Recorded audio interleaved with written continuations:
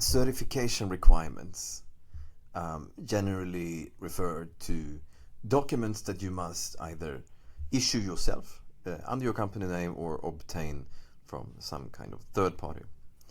And in this video, I will explain how you can identify certification requirements for your product.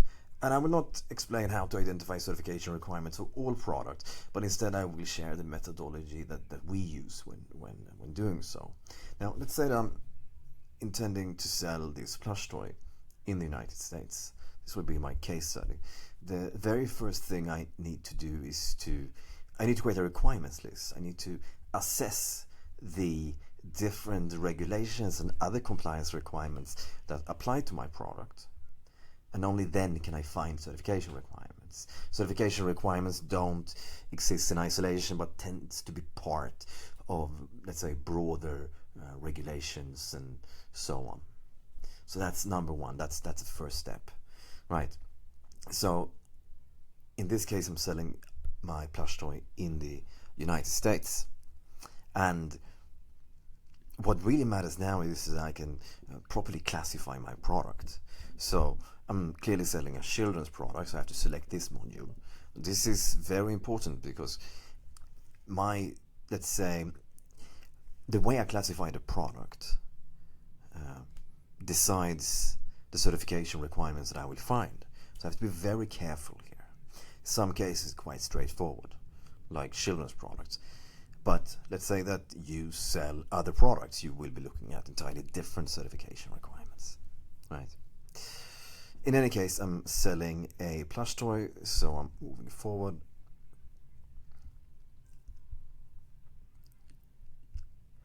Right.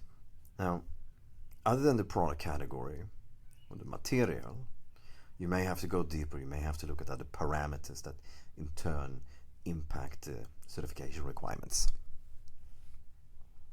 But I'm going to try to keep it simple here.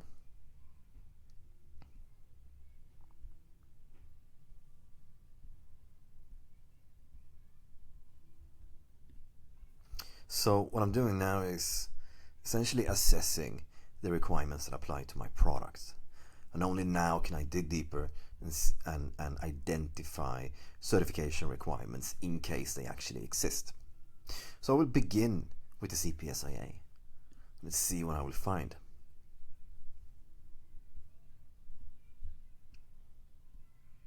Okay, I think we got something. As part of the CPSIA, I need to issue a children's product certificate. Okay? And as we have a template for this, I've actually already have a CPC filled out. So that's what I will share here.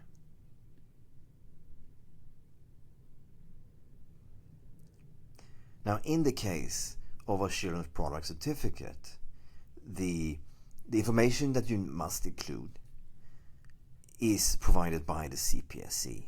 It tends to be quite clear. It tends to be quite straightforward. Now, as you can see on the CPSC website, they list the different elements required in a CPC. That is, in this case, identification of the product, citation of the CPSC children's product safety rules, and so on and so forth. And this is another very, let's say, important, thing to lack of a better word, to understand about certification requirements, in that certificates must come with certain information. Okay, so that's why it's really, really crucial that you look up exactly what to include. You cannot just improvise and issue a certificate containing just random information. But as you can see here, it's highly specific. They provide 7 points that must be part of the CPC, and that's exactly what you also find in this template. So identification of the product covered. It's essentially product name or product information, citation of the product safety rules, as you can see here. This is just an example. I believe your certificate will likely look quite a bit different, but I I can convey the methodology, at least, to make this process a bit less mysterious, perhaps. Okay. Date and place of manufacture, date and place of testing, and identification of the third-party CPSC accepted laboratory that conducted the testing. And that leads me to the next topic. Certificates must be supported by something, generally speaking. Certificate is very often something you as a company issue, okay? But it's very often not enough. And what I mean by this is that if you take the CPC, the Children's Product Certificate, that's if we continue to focus on this as the example, what you will find is that point 7 requires that you include information about the third party, specifically a CPSC accepted testing company that conducted the lab test.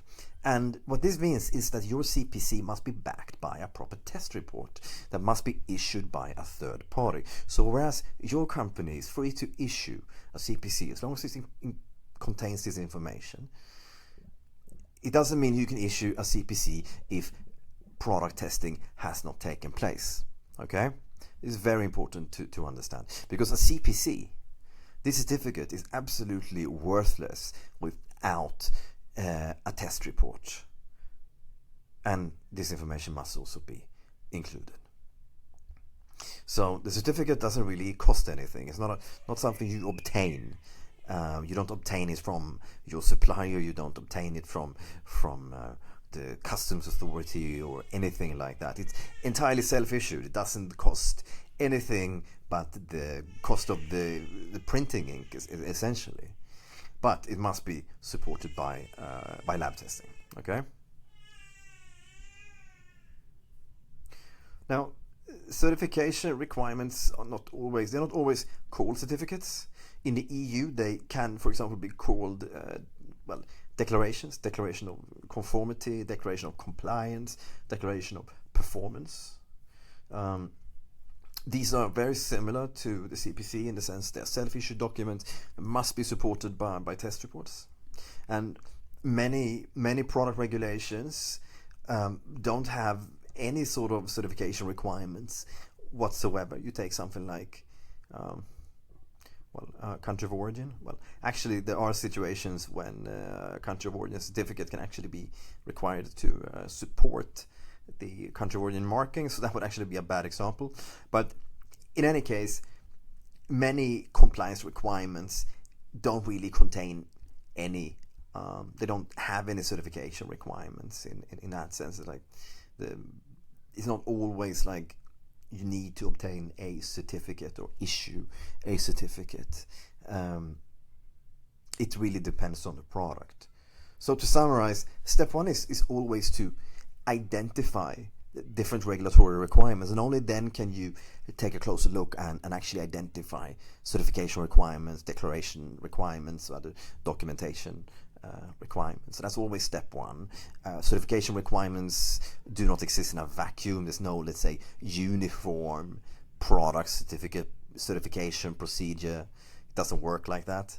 And I think many companies, many importers, they have this misconception that all products must be certified, or it's a matter of obtaining a certificate. That's really not always the case. So it's important to understand that. But in any case, as long as you do a proper assessment, then you're likely to identify the mandatory certification requirements or other documentation requirements. As in the case of the EU, there's the declaration of conformity, or could be other documentation requirements like the technical documentation and so on. Right, okay. So I think I hope at least I explained this in a way that helps you understand how to find certification requirements and what product certification can actually look like in practice. Now, if you have any questions, then feel free to write a comment